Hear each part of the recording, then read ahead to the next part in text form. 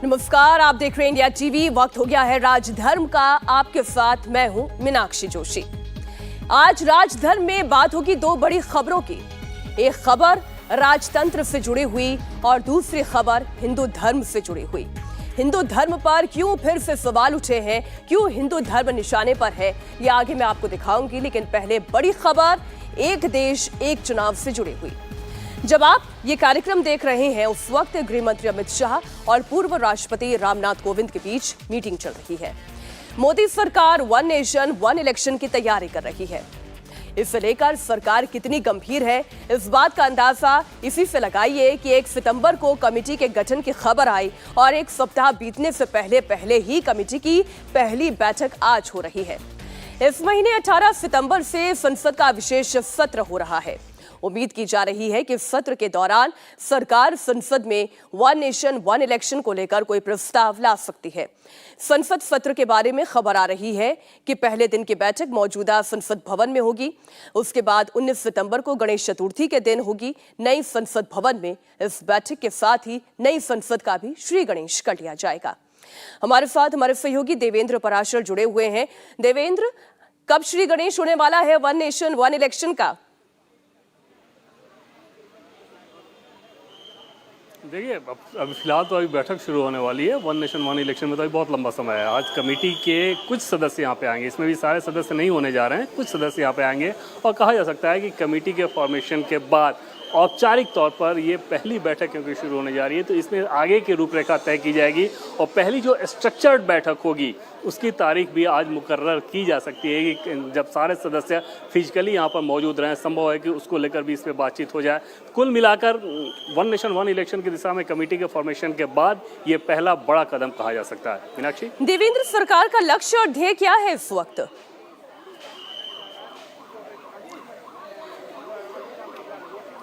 और निश्चित तौर पे सरकार ये दिखा रही है कि वन नेशन वन इलेक्शन को लेकर कितनी ज़्यादा गंभीरता है। और जैसे पहली बार उसको कहा गया रामनाथ कोविंद की अध्यक्षता में कमेटी बनाई गई, उसके अगले दिन ही कमेटी के सारे सदस्य भी तय कर दिए गए। हालांकि उसमें अधीर रंजन चौधरी ने अपना नाम वापस ले लिया था। बावजूद इसके सरकार ने कमेटी का जो फॉर्मेशन किया गया उसमें जिस प्रकार से सदस्यों का चयन किया गया उसमें भी एक ज़बरदस्त गंभीरता दिखी कि हर क्षेत्र का एक विशेषज्ञ जो कि इतने बड़े फैसले के लिए जो जरूरी होना चाहिए उसको उसमें शामिल किया गया था। गृह मंत्री के तौर पर अमित शाह, अधीर रंजन चौधरी को रखा गया था, हालांकि उन्होंने अपना नाम वापस ले लिया।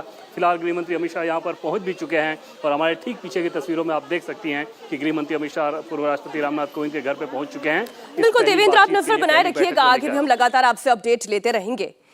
तो एक तरफ पूर्व राष्ट्रपति रामनाथ कोविंद बैठक कर रहे हैं, दूसरी तरफ विपक्षी खेमे में बहुत हलचल है। विपक्ष को यह समझ नहीं आ रहा कि सरकार के इस कदम से निपटा जाए तो कैसे, क्या जवाब दें। विपक्षी नेता कितने बेचैन हैं इस बात का अंदाजा भी आप लगाइए। कल विपक्षी खेमे में दो बड़ी बैठकें हुई। पहले सोनिया गांधी की अध्यक्षता में कांग्रेस संसदीय रणनीति ग्रुप की बैठक हुई और फिर कांग्रेस अध्यक्ष मल्लिकार्जुन खड़गे की अध्यक्षता में इंडिया गठबंधन की मीटिंग हुई। इसमें फैसला हुआ कि सोनिया गांधी प्रधानमंत्री मोदी को चिट्ठी लिखेंगी। फैसले के मुताबिक सोनिया गांधी ने आज सुबह प्रधानमंत्री मोदी को एक खत भेज दिया। सोनिया गांधी ने इसमें आरोप लगाया कि संसद का विशेष सत्र बुलाने से पहले ना तो विपक्ष की राय ली गई, ना ही विपक्ष को इसका एजेंडा बताया गया है। सोनिया गांधी ने इस चिट्ठी में प्रधानमंत्री मोदी से 9 मुद्दों पर चर्चा की मांग की। वो मांग क्या है, आइए आपको दिखाती हूँ। दिलचस्प बात यह है कि सोनिया गांधी ने महंगाई से लेकर चीनी घुसपैठ के मुद्दे पर चर्चा की मांग कर दी। उन्होंने चिट्ठी में वन नेशन वन इलेक्शन का जिक्र तक नहीं किया। सोनिया गांधी ने कहा कि सरकार संसद में सबसे पहले महंगाई पर चर्चा कराए। सरकार जवाब दे कि उसने अभी तक एमएसपी पर अपना वादा क्यों पूरा नहीं किया। सोनिया गांधी की लिस्ट में तीसरे नंबर पर अडानी मामले में जेपीसी जांच की मांग है और साथ ही उन्होंने कहा कि सांप्रदायिक तनाव, चीन सीमा विवाद, जातिगत जनगणना के अलावा बाढ़ और सूखे के संकट पर सदन में चर्चा की जाए। सदन का सत्र मात्र 5 दिन का होगा, लेकिन लिस्ट बड़ी लंबी है। फिलहाल कांग्रेस की तरफ से जयराम रमेश ने यह साफ कर दिया है कि विपक्ष पार्लियामेंट के स्पेशल सेशन का बॉयकॉट नहीं करेगा। लेकिन इसके साथ साथ जयराम रमेश ने यह भी कहा कि संसद का यह विशेष सत्र विपक्ष से बिना बातचीत के बुलाया गया है। सरकार मनमानी कर रही है। हम ये सदन का बहिष्कार नहीं करेंगे। ये मौका है हमारे लिए जनता के मुद्दों को उठाने के लिए, और हम पूरा प्रयास करेंगे कि अलग अलग पार्टियां अपने मुद्दे उठाएंगे। हालांकि समय सीमित है 5 दिन के लिए, और ये भी तय किया गया कि सोनिया गांधी जी प्रधानमंत्री को एक खत लिखेंगी। तो आज सुबह सोनिया गांधी जी ने प्रधानमंत्री को एक खत भेजा है। पहली बात जो सोनिया जी ने कहा है उस खत में कि ये बैठक बुलाई गई है बिना बातचीत करके, कोई मशवरा नहीं हुआ है, कोई वार्तालाप नहीं था अलग अलग राजनीतिक दलों के साथ। अचानक इंडिया पार्टियों की बैठक हो रही है मुंबई में, और यहाँ से खबर आती है कि 5 दिन का विशेष सत्र बुलाया गया है। जब कभी विशेष सत्र होता है, कार्यसूची पहले तय की जाती है, और कार्यसूची जो एजेंडा है, जो कार्यसूची है, वो सभी पार्टियों से बातचीत करके एक बार, जैसा कि मैंने कहा, सर्वसम्मति तो असंभव है, पर एक आम सहमति बनाने की प्रयास होती है सरकार की ओर से। पर यह पहली बार हो रहा है कि विशेष सत्र बुलाया गया है और एजेंडा, कार्यसूची की जानकारी हमारे पास नहीं है। 5 के 5 दिन गवर्नमेंट बिजनेस के लिए एलोकेट किया गया, तो ये नामुमकिन है, ये दुर्भाग्यपूर्ण है। अब संसद के विशेष सत्र में मोदी क्या सरप्राइज देंगे, इसे लेकर विपक्ष में बेचैनी है। किसी को भी ये समझ नहीं आ रहा है कि प्रधानमंत्री आखिर करने क्या वाले हैं। 24 के चुनाव से पहले स्पेशल सेशन में मोदी सरकार महिला आरक्षण बिल लाकर क्या विरोधियों को चौंका देंगे? विशेष सत्र में 1 नेशन 1 इलेक्शन जैसे बड़ा बिल भी लाया जा सकता है क्या? संविधान से इंडिया शब्द हटाने का क्या कोई विधेयक पेश किया जा सकता है? सवाल यह भी, क्या मणिपुर को लेकर कोई बड़ी घोषणा हो सकती है? सरकार की तरफ से किसी को कुछ नहीं बताया गया है। रही बात INDIA गठबंधन की, तो इसे ये बात पच नहीं रही है। वो अब मोदी सरकार पर डेमोक्रेसी खत्म करने का आरोप लगा रही है। जब स्पेशल सेशन का अभी पहले एजेंडा तो बताएं। ऐसा कहीं आज तक हुआ है कि सेशन बुला लिया गया हो और उसमें क्या बहस करने वाले हैं ये किसी को पता ही नहीं है, किसी सांसद को। ऐसा कहीं आज तक लोकतंत्र ये लोकतंत्र को खत्म कर रहे हैं। लोकतंत्र अपनी मर्जी से चलाना चाहते हैं। मैं आपको आगे दिखाऊंगी कि सरकार ने 1 नेशन 1 इलेक्शन लागू करने के लिए क्या तैयारी की है, लेकिन उसके पहले आपको बताती हूं कि इस कमेटी में कौन कौन सदस्य हैं। सरकार ने पूर्व राष्ट्रपति रामनाथ कोविंद की अध्यक्षता में 8 सदस्यों की कमेटी बनाई है। कमेटी में गृह मंत्री अमित शाह हैं। साथ ही लोकसभा में कांग्रेस के नेता अधीर रंजन चौधरी का भी नाम शामिल था, लेकिन अधीर रंजन चौधरी ने मल्लिकार्जुन खड़गे को शामिल नहीं किए जाने का मुद्दा उठाया और इस कमेटी में शामिल होने से इनकार कर दिया। अधीर रंजन के इनकार के बाद कमेटी में कुल 7 लोग हैं, जिसमें पूर्व कांग्रेस नेता गुलाम नबी आजाद का भी नाम शामिल है। इसके अलावा कमेटी में 4 एक्सपर्ट्स को भी रखा गया है। वित्त आयोग के पूर्व सदस्य NK सिंह के साथ ही चुनाव के वित्तीय पक्ष के बारे में अपनी राय देंगे, तो सुभाष कश्यप इसे लागू करने की राह में संवैधानिक चुनौतियों पर रोशनी डालेंगे। कमेटी में सीनियर वकील हरीश साल्वे भी शामिल हैं, तो पूर्व CVC संजय कोठारी को भी कमेटी में जगह दी गई है।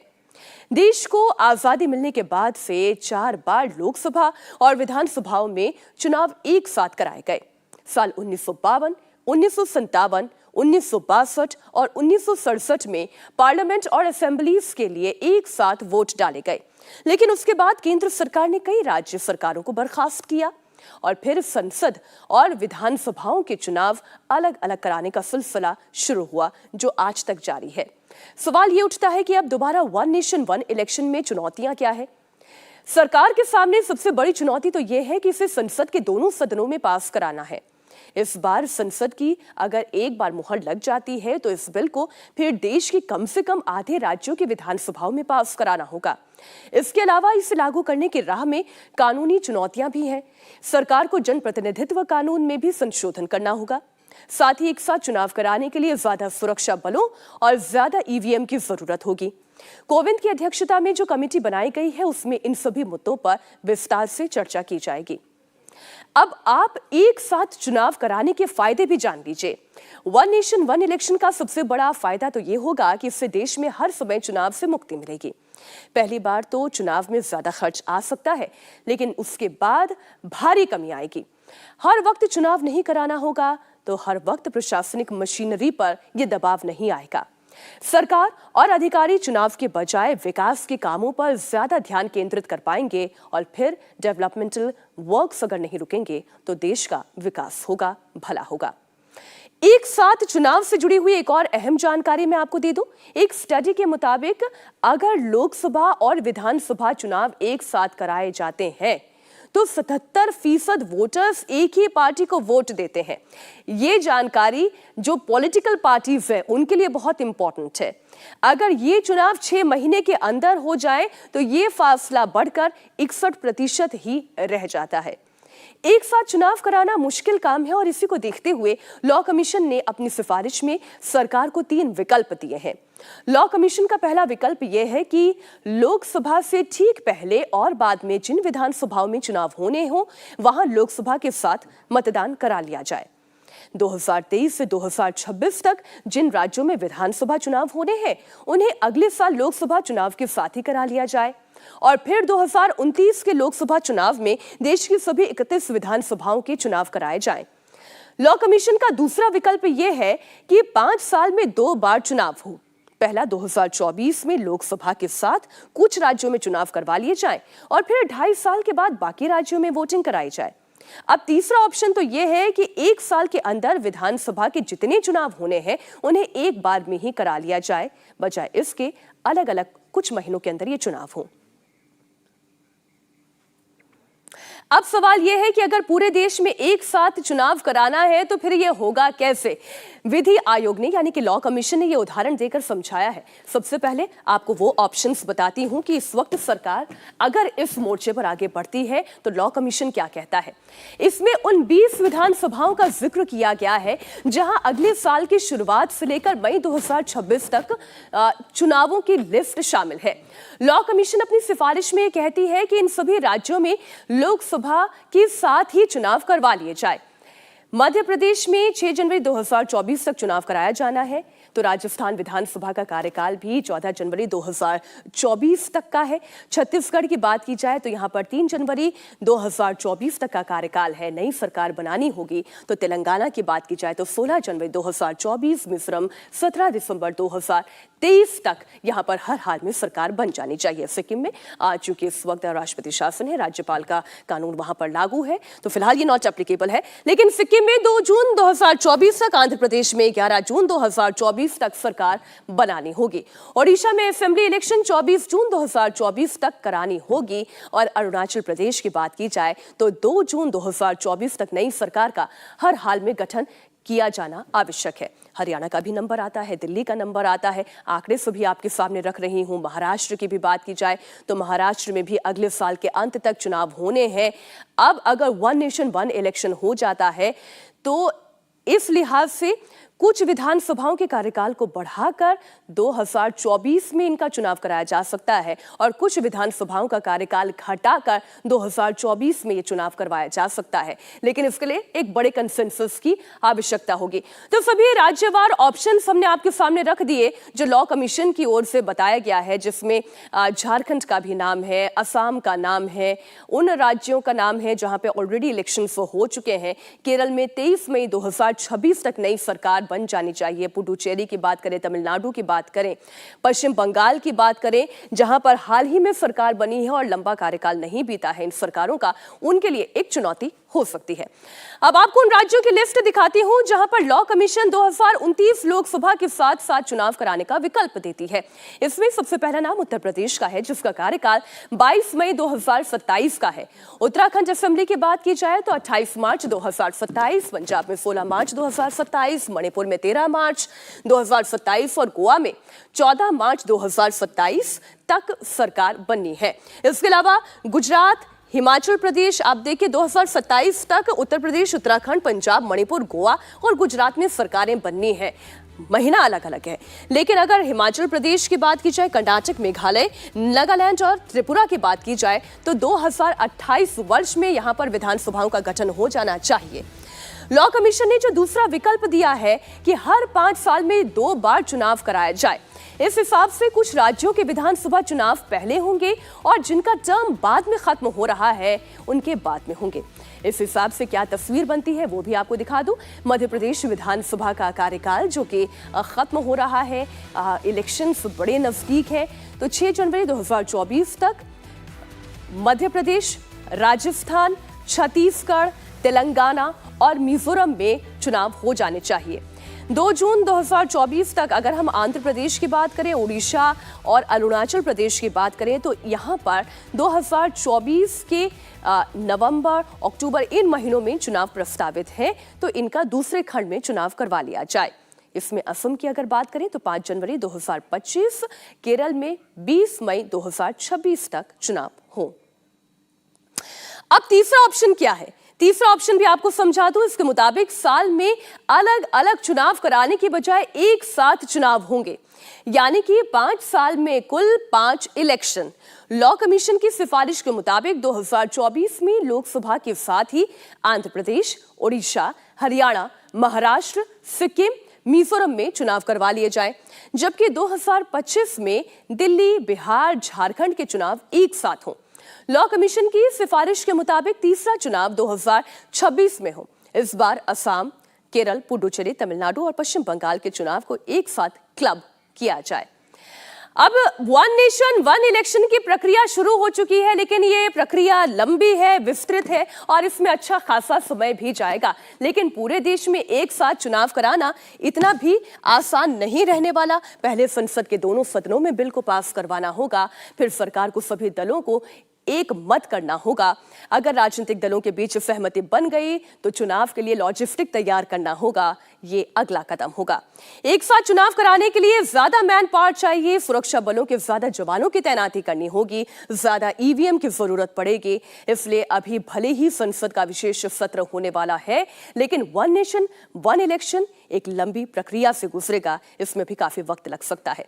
इंडिया टीवी हर वक्त हर जगह डाउनलोड करने के लिए सर्च करें India TV news Google play store या ऐप स्टोर पर।